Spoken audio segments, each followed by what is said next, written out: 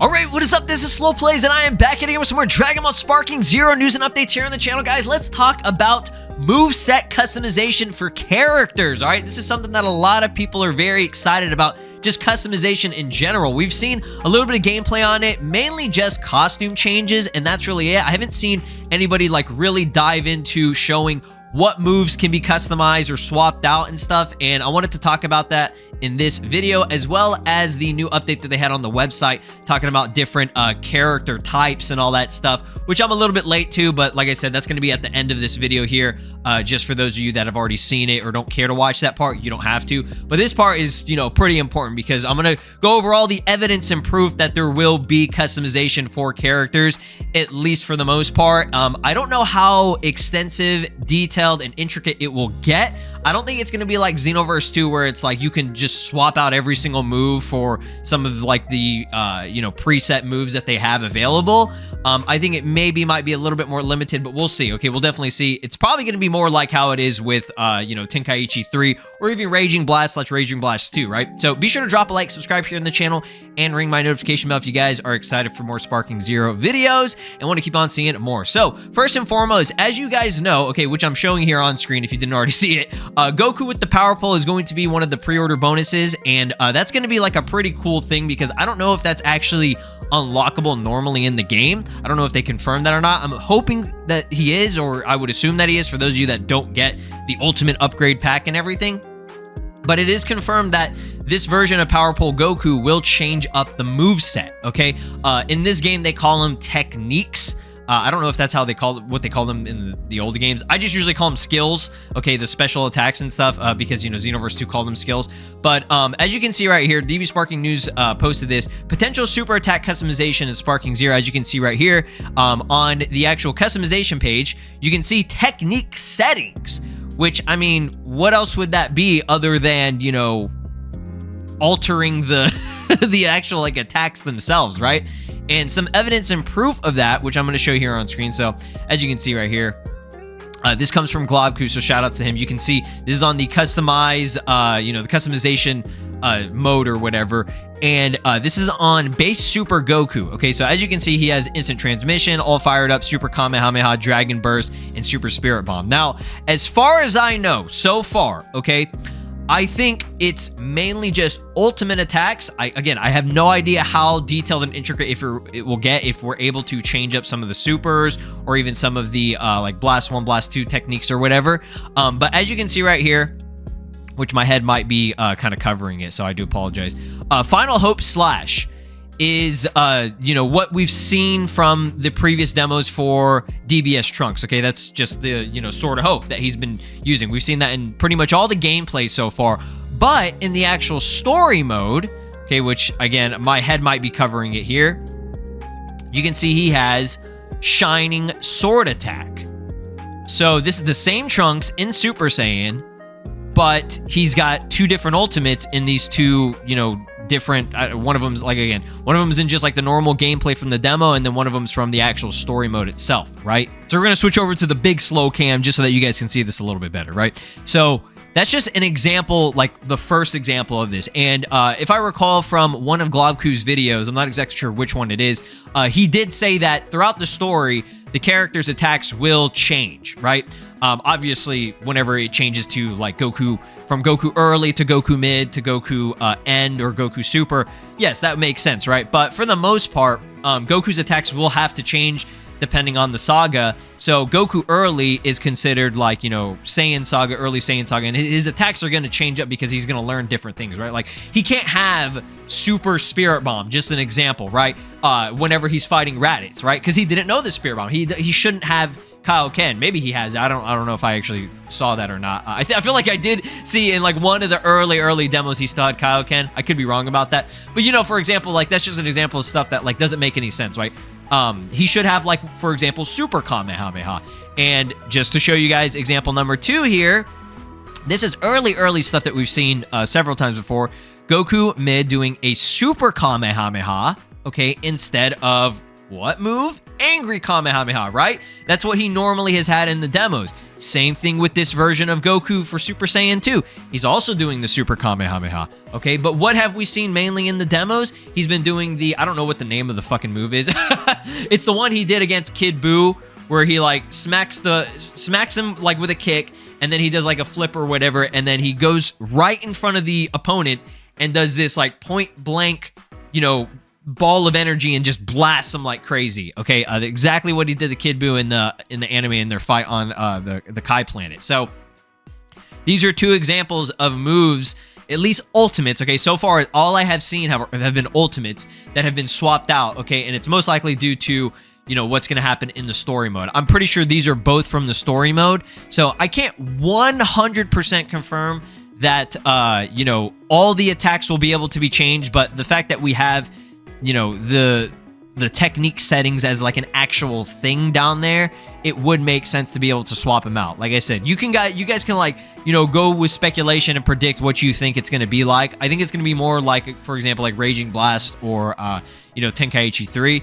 It's a little bit more limited. You don't have, I don't think, as much freedom as, for example, like Xenoverse 2, where you can pretty much change every single attack depending on if those characters are available for customization. So that's the only thing that does suck with Xenoverse 2, is that not every single character is customizable in that aspect. But for this game, it is, okay?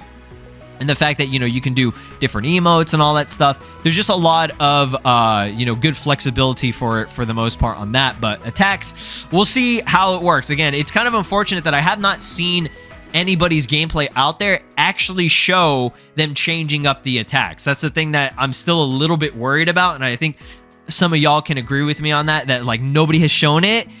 Does it even exist, right? No, it should if it has the technique settings down there, right? So let's move on over to this. Shoutouts to Ayub here. We will probably be able to customize the character's poses and movements during the cutscenes of the custom battle. It's just something separate, but it's part of customization, which I think is kind of cool. Look at this example. It's going to make our creations a bit more believable and expand the possibility for scenarios. Okay, so the quality is really ass here, but check this out here. I'm just going to mute this.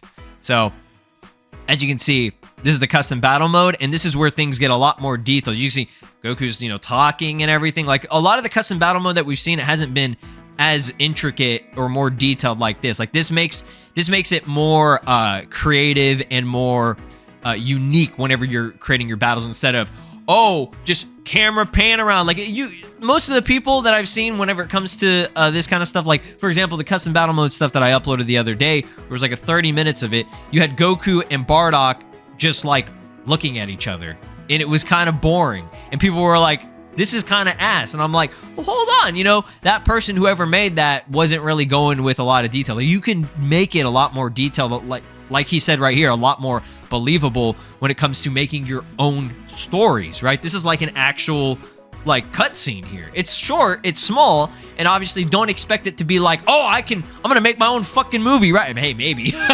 maybe some of y'all will get crazy with it and you'll like stitch together a bunch of different custom battle cutscenes, right? You could definitely do that and like edit it in like a program and like boom, like shit, maybe I'll do that. I'll make my own Dragon Ball movie. I'm gonna make the anime. We're gonna make Dragon Ball Super Return, right? We don't need to always bitch ass. We're gonna be doing it ourselves, right? Hey, I'm giving y'all ideas. Do it, right? It'll take a long time, but do it.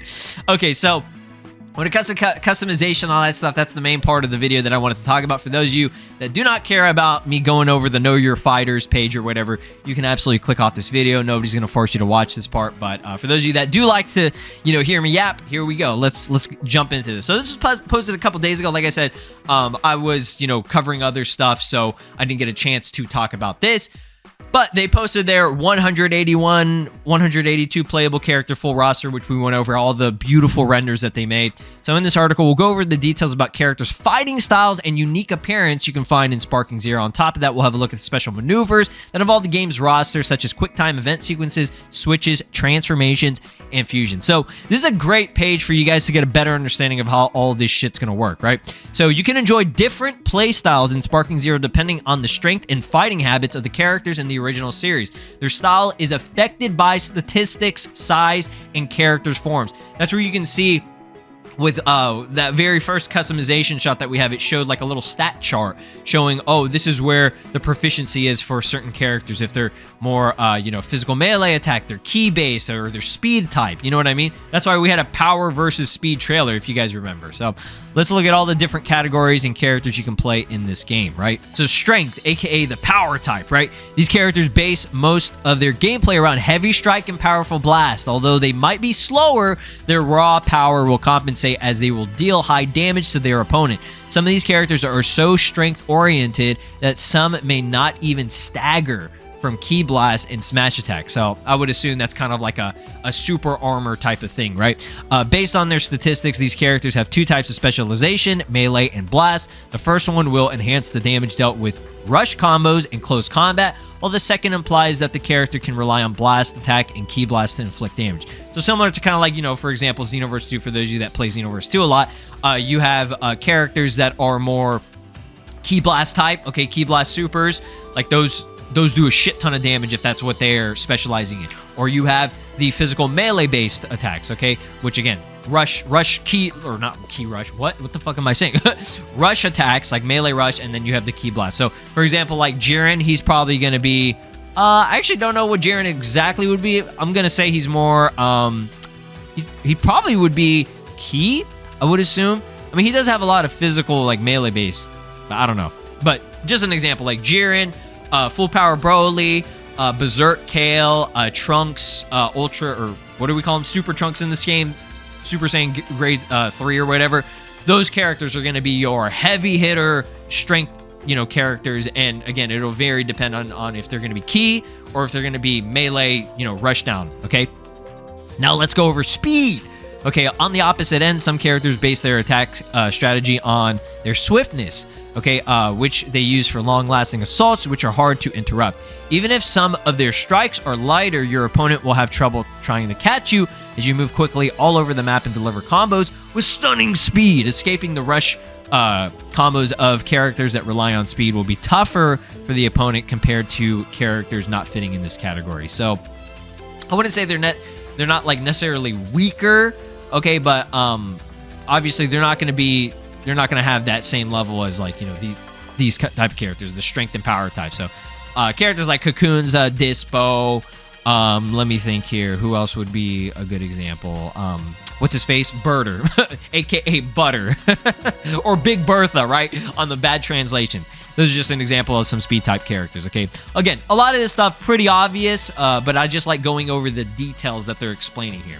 And then we have Key Blast characters. There are some characters who are master of Key Blast, excelling in a fighting style that can maintain control while keeping the opponent at a distance. So your long-range characters that are, like Vegeta, for example. This is Vegeta's technique, that kind of shit, right? They have the ability to fire multiple consecutive energy blasts while consuming the minimal energy. That's another great benefit, okay? They're not gonna use up as much ki as, characters that don't specialize in it, right? Vegeta is a good example, who's known for his powerful and rapid Ki Blast attacks. That's Vegeta's technique, right? Other characters include Goku, who can unleash the iconic Kamehameha, and Frieza, who possess the precise Death Beam, right? Then we have giant characters. So here's actually some new gameplay featuring Goku and his Whiskey, which is pretty cool. Now, remember, rush attacks, okay, do not work. But the Dragon Fist does. Okay, we've gotten official confirmation, at least I know from Rhyme Style, that the Dragon Fist will work on giant characters. And for example, Hirudegan, I think he might have a special animation at the very end, which we've seen. I haven't seen full gameplay of that in like HD. I saw a little bit of gameplay. The clip looked like absolute fucking shit, but it is what it is, right? Given their impressive size, these characters are much slower than others. Absolutely, they're slow as hell. It's bad, bro. Like, these are fun characters, but they are slow plays. They are slow plays, all right? They're worse than me.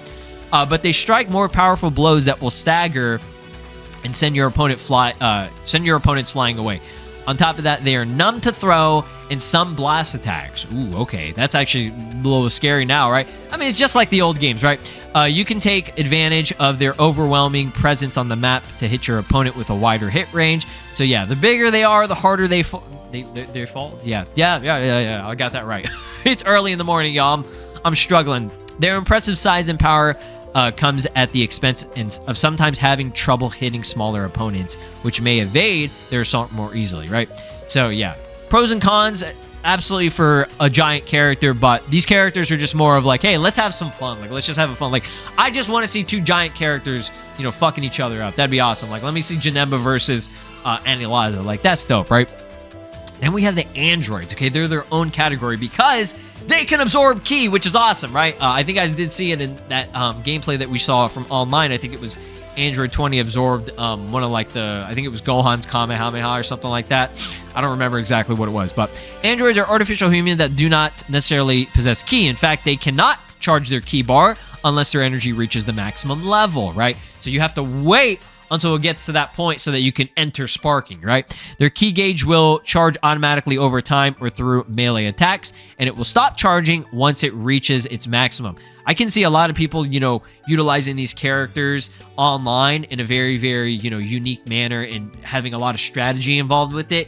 Oh my God, that gets me so excited to just see everybody's different play styles and how, you know, how they're going to specialize in specific character types. And it's going to be insane. You're going to see, you know, some of these people are going to run up with like Yajirobe. You're going to shit your pants because it's like, if you see a Yajirobe player or like a Hercule player online, bro, they know what they're doing, so you better watch out, right?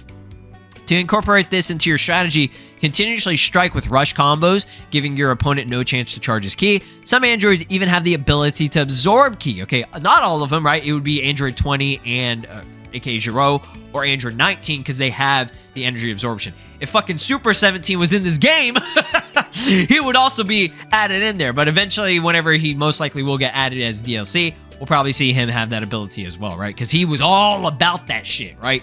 He was taking the, you know, all the crazy power of the original, like the Android 16, 17, and 18, and also combining it with the power of absorption from 20 and 19, right? So, some of these androids have the ability to absorb ki, blast, and certain blast attacks during super perception, right? Which will charge their gauge much faster. That's actually really, really cool. As you can see right here, he's absorbing the ki blast from Goku whenever he has his hand out. The characters that automatically charge to the maximum are Android 13, 16, 17, and 18. On the other hand, Android 19 and Giro can charge more ki by landing melee attacks, and furthermore, they can absorb the opponent's ki blast attacks in some types of ki blast wave blast. Why did I say it like that? Ki wave blast, right? Unique look, right? Try characters with some of the unique looks and distinctions in Sparking Zero. The game faithfully reproduces some features of the series, whether it be accessory, ability, or cosmetics that may or may not affect a character's gameplay. Again, this is an example. Power Pole Goku. Swords, like Trunks. Okay, you can enjoy multiple ways and fighting styles. Sword fighting is one of them. Iconic swordsmen from the series will use their sword in a lot of combos, rush, blast, and faithfully recreate their famous moves. There are also characters who use a sword to launch energy blasts that pierce through guards with a smash energy blast. Janemba, Tapion, they should have like, you know, actual energy blast from the sword. Super auras. Some characters, such as the strongest form in Dragon Ball Super, have their aura being always on. Their power is overflowing, which results in a stunning visual expression of their ki. Again, there's going to be,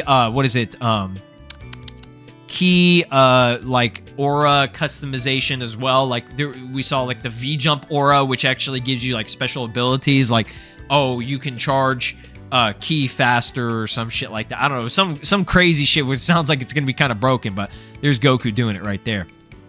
The Scouter. Iconic from the Dragon Ball series. In the game, you can select characters mostly from Frieza Force and equip them the Scouter as an accessory, which will grant a boost of search radius. Interesting. Okay, did that happen in the old games? I don't even remember if that was a thing or not. When equipped, depending on the quality of the Scouter equipped, with the precious accessory, the players will be able to avoid losing track of their opponent for too long. Note the damage taken during the battle could result in the destruction of the Scouter. When the Scouter is destroyed, it becomes difficult to locate the opponent if they are lost from sight. So that's cool. The Scouter actually has like a you know, unique function for them. So once you lose it, it's going to be a lot harder, I guess, to find them, which is kind of ass, but hey, it is what it is, right? Then we have ground characters like Roshi, for example. They can't fly. Once they jump, they will slowly fall back to the ground as they cannot remain in the air for a long time compared to flying characters. So they can, that weird where Hercule is like flying and it looks really weird, I guess that's just part of it. They like float in the air, but then they eventually will fall, okay? On the other hand, they are the only ones that are able to run on the ground to take advantage of their skills and try to get the fight to take place on the ground. That's kind of cool. I like that. I think Kid Goku actually uses the Nimbus, and I think at some points he has the his tail. He uses his tail to fly, just like in the old games and like the anime and stuff, right? So special maneuvers. This is all stuff that we kind of already know. You can transform. It goes over the controls for that. You can fuse by swapping in. You can pause this if you need to, guys. Switching characters, right? Right here. So the mechanic that can lead to other gameplay features such as chase change. Okay, so yeah, that was like was that a mechanic in the old game? I don't even remember, but that's an actual thing. I thought that was like a tech that somebody made up, but no, that's an actual thing. So in the team battle, switch while attacking to let your switched in character continue the assault. I think that's really fucking cool. So like the fact that you can do a combo and then midway switch into the other character and finish up the combo or continue the combo is kind of crazy. So use this tactic to smoothly switch out the team members while keeping up your attacks. Sparking mode, we know. Emotes. You can perform the emote displayed in the emote panel by pressing I guess that's the left. I don't know the directions. Right. And assigned to a character prior to the fight. Perform the emote with your favorite characters. Take full stance. As you can see, Goku doing his classic pose or whatever, which is kind of cool. Quick time events, which are the impacts. Okay. You have speed impact. Okay. The impact action is divided into two main parts. So as you can see right here, boom, boom, ba ba ba ba ba ba ba, and you got to do your boost, right? So this is speed impact. And you have power impact, which is the grab/throw clash. I just call them grab clashes, right? That one is really cool. We know that you can do your boost and shit. Crash impact. I guess that's whenever you're doing what is it? Just like two like basic attacks or whatever. Triggered by both characters using a step XA at the same time. So that's the crash impact. And we have the blast impact, which is the classic. You guys already know it. Everybody's favorite nausea-inducing impact right here. So this is just what is it? The blast clashes. Which that Gohan looks actually really cool. So yeah, that's pretty much it. That's what I wanted to go over for today's video. Hopefully you guys did enjoy it. Know your fighters, right? But yeah, you'll let me know your thoughts and opinions down below. Thanks for watching. Drop a like, subscribe here on the channel, ring my notification bell. Peace out! This is Broly, and you are watching SLOplays. Make sure to subscribe, or else I'll destroy your entire planet.